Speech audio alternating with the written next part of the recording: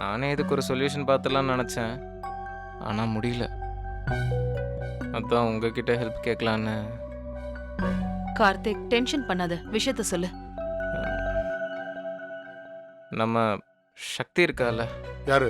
ஆண்டாள் மகளா? ம், அவ கல்யாணம் பண்ணிக்கிட்டா.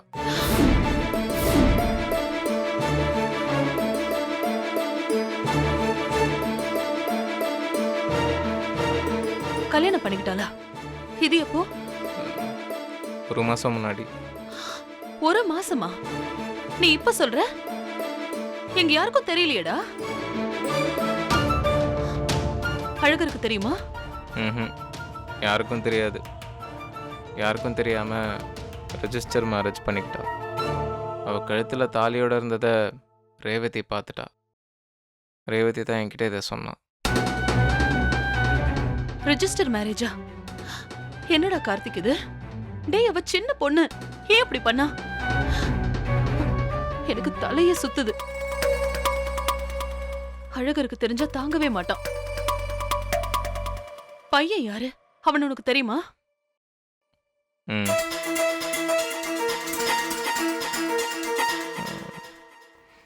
பிரபா.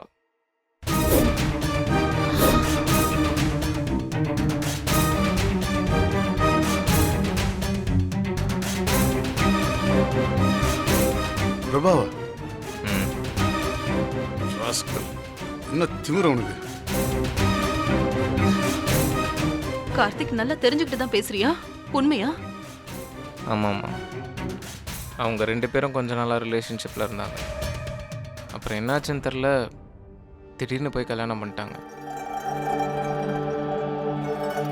நான் சக்தி கிட்ட கேட்டப்போ பிரபா கூப்பிட்டான், என்னால் நோ சொல்ல முடியலன்னு அழுதா. சக்தி கழுத்தில் தாலியோட தான் இருக்கா. அதை வீட்டுக்கு தெரியாம மறைச்சிட்டு தான் அங்கே இருக்கா. ரேவதிக்கு இதனால் சக்தி மேலே செம்ம கோவம். அவ கூட சண்டை போட்டுக்கிட்டே திட்டிக்கிட்டே தான் இருக்கா. அவள் எப்போ வேணால் வீட்டில் சொல்லிடுவாளோன்னு சக்தி பயப்படுறா. எனக்கும் அதே பயம்தான். ரேவதி எப்போ வேணாலும் அதை சொல்லிடுவா. மாமா தான் இதை எப்படி எடுத்துப்பாருன்னே தெரியல. அதான் உங்ககிட்ட சொன்னேன். இப்போ நான் என்ன பண்ணணும்? நீங்கள் 2 பேரும் இதில் ஏதாவது பண்ண முடியுமா? இப்படி எல்லாம் நடக்குமா? ரொம்ப ஷாக்கிங்கா இருக்கு. அழகருக்கு பிரபாவை பார்த்தாலே பிடிக்காது. பிரபா ஃபேமிலிக்கு அழகரை பிடிக்காது. இதுல அவங்க 2 பேரும் கல்யாணம் பண்ணி யார்கிட்ட போய் பேசுறது? அதுவும் இல்லாம இப்ப கல்யாணம் பண்ற அளவுக்கு என்ன அவசரம்?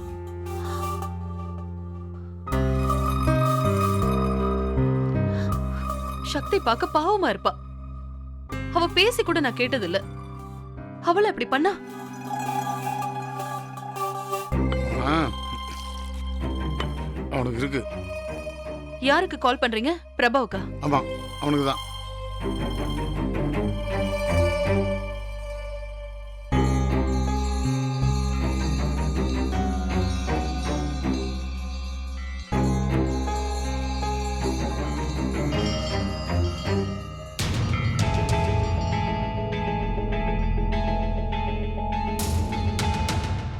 எடுக்க மாட்டேங்கிறான்.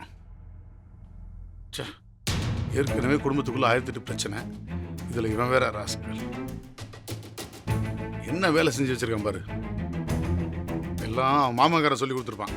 பொறுக்கித்தனம் பண்ணிக்கிட்டு. கோவப்படாதீங்க. கோவப்பட்டா எல்லாமே ஸ்பாயில் ஆயிடும்.